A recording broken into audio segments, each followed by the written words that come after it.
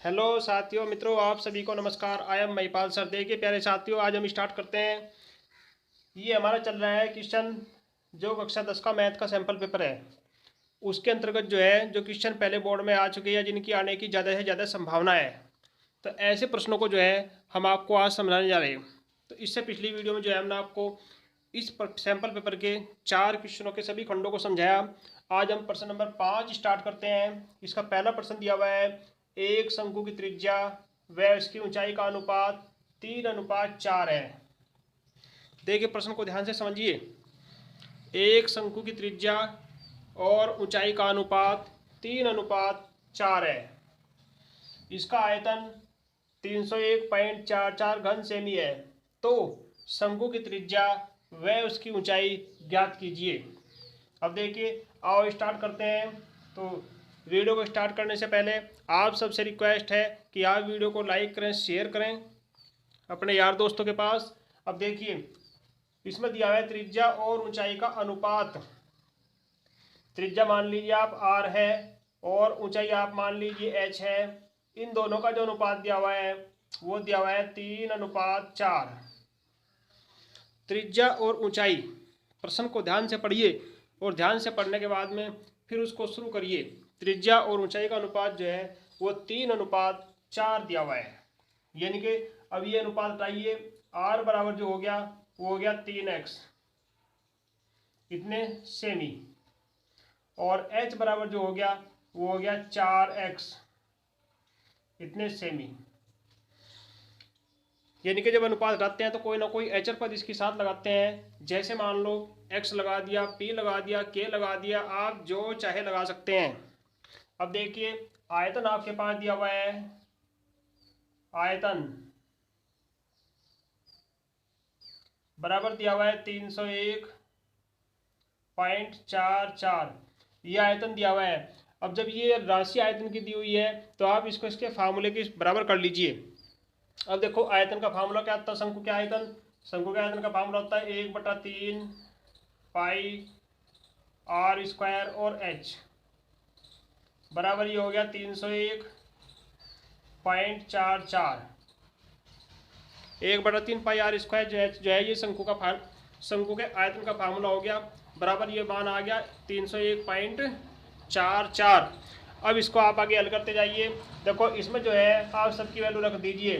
ये हो गया 1/3। अब पाई का मान चेक करिए। देखो पाई का मान जो है आपके क्वेश्चन में दिया हुआ है, पाई बराबर 3.14। आपको जो है क्वेश्चन को बड़े ध्यान से पढ़ना है, क्योंकि पाई का मान 22/7 भी हो, 3.14 भी हो, दोनों एक ही हैं। लेकिन जो क्वेश्चन में अगर दिया हुआ है तो आप उसका यूज कीजिए। क्यों? क्योंकि उससे आपकी जो कैलकुलेशन है वो सिंपल हो जाएगी। अब देखिए, ये हो गया 1/3 गुणा पाई, पाई का मान है 3.14 और गुणा r का मान आपके पास है 3x और गुणा h का मान आपके पास है 4x बराबर ये हो गया 301.44। अब देखो 3 से जो है आपका एक 3 कट गया। नहीं, देखो ये r स्क्वायर है, r स्क्वायर है तो r का वर्ग हो गया प्यारे छात्रों। ऐसे अभी नहीं काटते, अब काटते हैं आगे चलकर। देखो ये हो गया 1/3 गुणा 3.14 गुणा इसका वर्ग खोलिए, 3 × 9, ये हो गया x का वर्ग और गुणा 4x और बराबर ये हो गया 301.44। तो इस तरीके से जो है आप इन सभी की वैल्यू इसमें रखते हैं। अब देखिए, 3 से जो है आपका 9 कट गया, ये आ गया 3, x की घात 2, ये x की घात 1, है तो बन गया आपके पास x की घात 3 बराबर ये आ गया आपके पास 301.44 गुणा, देखो नीचे तो 3 रहेगा, कट गया, 1 आ गया और बटे ये बच गया आपके पास 3.14 और गुणा ये कट गया था आपके पास 3 × 4 12 आ गया। अब ये आ गया आपके पास x की घात 3 बराबर, अब देखो 12 गुणा करो, 12 चौक 48, बड़ी संख्या जो कि तो आ गया आपकी 301.44। नीचे गुणा करो, 12 चौक 48 का 8 कहाँ से लग गया 4, 12 कन 12 4 16, एक 12 के 36 और एक 37, ही हो गया 37.68। अब देखो जब इससे ये संख्या काटते हैं तो यह इससे संख्या कटने के बाद में कितना आएगा, ये 8 बार पूरी कट जाएगी, क्योंकि पॉइंट यहाँ भी 2 के बाद है, यहाँ भी 2 के बाद है, तो यह पूरी 8 बार कट गई आपकी। तो x की पावर 3 बराबर आपके पास आ गया 8। 8 को लिख सकते हैं हम 2 गुणा 2 और गुणा 2, यानी कि 2 की पावर 3 लिख सकते हैं। तो ये हो जाएगा हमारे पास x बराबर 2 आ गया। अब देखो x की पावर 3 बराबर आपके पास हो गया 2 गुणा 2 गुणा 2 बराबर 2 की पावर 3। तो x का मान जो है आपके पास वो 2 आ गया। अब देखो अब r और h में आइए हमने निकालनी है, r का मान त्रिज्या निकालनी है, तो ये आपके पास है 3x, यानी कि 3 गुणा 2 बराबर 3 दूनी 6 सेमी, ये तो आपकी आ गई r। अब निकालते हैं h, h बराबर है 4x, 4 गुणा 2 4 दूनी 8 सेमी, ये आपकी आ गई h। तो इस तरीके से जो है आप क्वेश्चन को जो है बड़े ध्यान से और बड़े आराम से हल कीजिए। तो अब देखिए इसी खंड का नेक्स्ट क्वेश्चन, देखिए नेक्स्ट क्वेश्चन दिया हुआ है आपके पास, इसी खंड का नेक्स्ट क्वेश्चन दिया हुआ है आपके पास ख।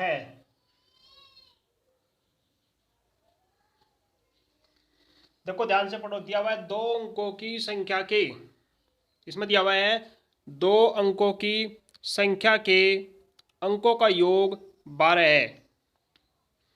अंकों का स्थान बदलने पर प्राप्त संख्या दी संख्या से 18 अधिक है, संख्या ज्ञात कीजिए।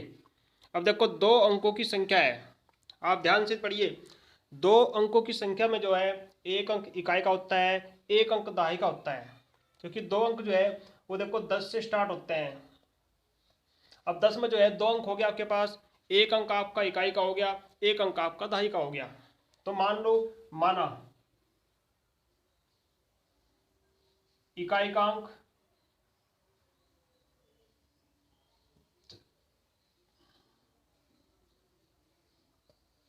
बराबर मान लिया x और दाएं का अंक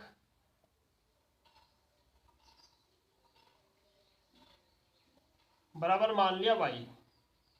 तो ये 2 चीजें मान ली, माना इकाई का अंक बराबर x और माना दाएं का अंक बराबर y। अब देखिए अब बनानी है हमने संख्या।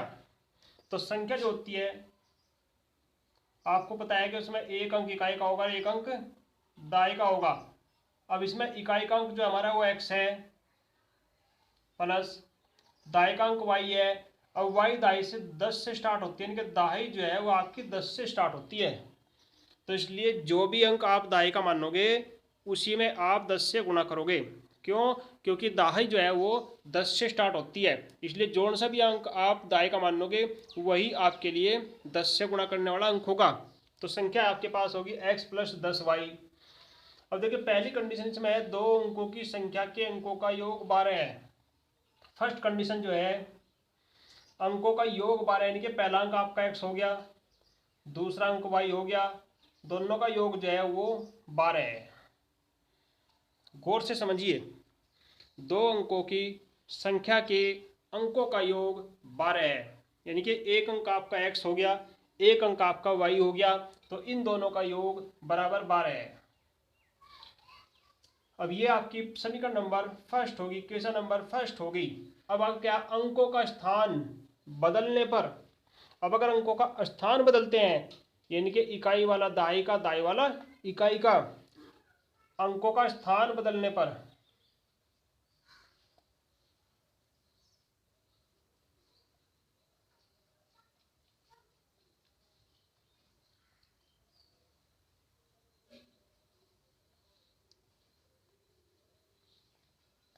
अंकों का स्थान बदलिए, अंकों का स्थान बदलने पर प्राप्त संख्या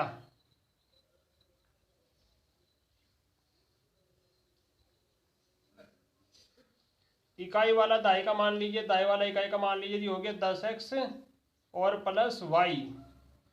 क्योंकि जब अंकों का स्थान बदलेंगे तो इकाई वाला आपका दाई का हो गया और दाई वाला आपका इकाई का हो गया, तो जो भी आपका दाई का होगा उसी में ही आप 10 से मल्टीप्लाई करेंगे।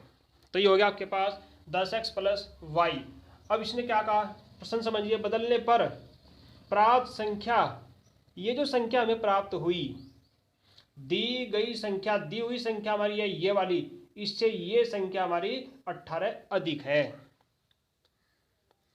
कंडीशन क्या है इसकी, जब अंकों का स्थान बदलने से जो हमारे पास संख्या प्राप्त होगी, जो संख्या हमारे पास प्राप्त होगी वो संख्या जो है दी गई संख्या से 18 अधिक है। कंडीशन क्या है, देखो सेकंड कंडीशन इसकी बन रही कि ये जो प्राप्त संख्या हमारे पास आई 10x प्लस वाई, और हमारे पास जो दी गई संख्या है x प्लस 10y, इस संख्या से 18 अधिक है। तो ये कंडीशन होगी इसकी। जो पहले वाली संख्या है, दी गई जो संख्या हमारे पास, उससे ये 18 अधिक है। अब इसमें जो है एक्स एक्स वाई वाई संख्या की तरफ कर लीजिए, ये हो गया आपके पास 10x और प्लस वाई, माइनस का हो गया x और माइनस का हो गया 10y, बराबर ये हो गया 18। अब 10x में एक x घट गया, बच गया आपके पास 9x, और 10y माइनस का है, 1y प्लस का है, 10y में से 1y जाकर बच गया आपके पास माइनस का 9y, बराबर ये हो गया आपके पास 10। अब देखो दोनों के दोनों में जो है हम क्या कर सकते हैं, 9 बाहर कॉमन ले सकते हैं, यानी कि 9 से जो है पूरी समीकरण को हम भाग कर सकते हैं। तो 9 से भाग करेंगे, ये हो गया x माइनस ये हो गया y, बराबर जब 9 से इसको भाग करेंगे, देखो पहले छात्रों ये 18 है, सॉरी ये 18 है, 9 से भाग करेंगे, 9 दूनी 18, ये आपकी इक्वेशन नंबर 2 होगी। तो इस तरीके से जो है ये दो इक्वेशन आपके पास आ गई, दो समीकरण आपके पास आ गई। आपने जो है दोनों समीकरणों को अब हल करना है। चलो इधर हल करते हैं। ये हो गया आपके पास पहली समीकरण आ गई x प्लस वाई बराबर 12, दूसरी समीकरण आ गई x माइनस वाई बराबर 2। समीकरण नंबर फर्स्ट आ गई आपके पास, समीकरण नंबर 2 आ गई आपके पास। अब देखिए समीकरणों को हल करने के लिए कई विधि आपके पास हैं, प्रतिस्थापन विधि है, विलोपन विधि है, ब्रजगुणन विधि है। आप जो है उन विधियों को याद कीजिए।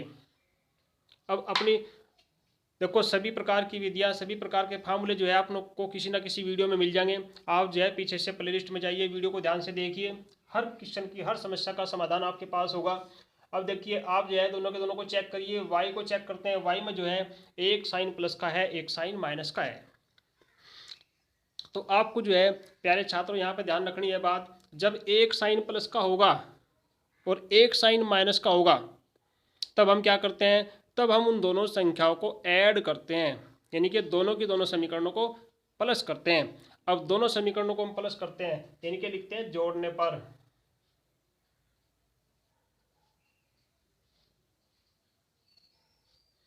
अब इसको जोड़ते हैं, जब जोड़ेंगे तो ये वाई से वाई कैंसिल हो गया, एक्स और एक्स जुड़ के आपके पास आ गया 2x, बराबर 12 और 2 जुड़ के आ गया आपके पास 14। तो x बराबर हो गया 14/2 यानी कि 7। तो x की वैल्यू जो है वो आपके पास 7 आ गई। अब x की वैल्यू आपकी निकल गई। अब x का मान जो है आप कहाँ रखोगे, x का मान जो है आप समीकरण नंबर 1 में या 2 में आप कहीं भी रख दीजिए। x का मान जो समीकरण 1 या 2 में कहीं भी रख लीजिए। तो जहाँ भी रखोगे आप इस लाइन को आप लिख दीजिए कि x का मान समीकरण कौन सी में रखने हैं आप बताओ, 1 में रख लो। समीकरण 1 में रखने पर ये हो गया आपके पास x प्लस वाई बराबर 12, x का मान है 7 प्लस वाई बराबर ये हो गया 12। तो y बराबर आपके पास आ गया 12 और ये 7 इधर आकर हो गया माइनस का, 12 में 7 जाकर बच गया आपके पास 5, यानी कि x बराबर, तो y की वैल्यू आपकी निकल गई, y का मान आपके पास आ गया y बराबर 5। तो y की वैल्यू जो है आपके पास वो 5 आ गई, y बराबर 5। अब देखिए जब दोनों वैल्यू निकल गई, हमें निकालनी है संख्या। संख्या हमारी ये दी हुई, तो आप ध्यान दीजिए, हमें निकालना है नंबर, यानी कि संख्या निकालनी है। तो संख्या बराबर होगी आपके पास, संख्या में आप जो है दोनों के मान रख दीजिए, बराबर ये होगी x प्लस 10y। आप दोनों के मान रखिए। देखो x का मान आपके पास है कितना कितना कितना है, चेक करो 7 प्लस 10 गुणा y का मान है 5, तो ये क्या 7 प्लस 10 पंजे 50, 50 और 7 57। तो ये आपके पास जो है संख्या आ गई, संख्या निकल के आ गई। अब आपको ध्यान रखना है कि एग्जाम में मान लो आपका ये आंसर आ गया 57। अब आपने पहचान करनी है प्यारे छात्रों कि आपका आंसर सही आया गलत आया। तो अपने आंसर की जांच करने के लिए आप कोई सी भी एक समीकरण में दोनों वैल्यू रख लीजिए, x का और y का मान। देखो उत्तर की जांच करने के लिए छोटा सा सिस्टम आपको ध्यान यहाँ बताते हैं आपको। देखो x का और y का मान समीकरण एक बार रख लीजिए। x का मान आपके पास 7 प्लस y का मान आपके पास है 5, 7 और 5 हो गया 12।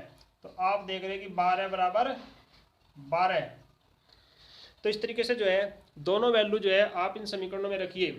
जब दोनों वैल्यू रखने के बाद में मान इक्वल हो जाते हैं, LHS RHS बराबर हो, तो समझो आपका मान बिल्कुल सही है। तो आप जो है इस तरीके से अपने सभी प्रश्नों को हल कीजिए। तो इसमें जो है ये प्रश्न नंबर 5 के 2 प्रश्न थे, खंड क और ख। तो नेक्स्ट वीडियो में जो हम आपको आगे के प्रश्न समझाते हैं। तो प्यारे छात्रों वीडियो को ध्यान से देखें, लाइक करें, शेयर करें और अपनी बोर्ड की तैयारी अच्छे से करते रहें। कोई प्रॉब्लम हो तो कमेंट बॉक्स में अवश्य लिखिए। धन्यवाद। जय हिंद, जय भारत।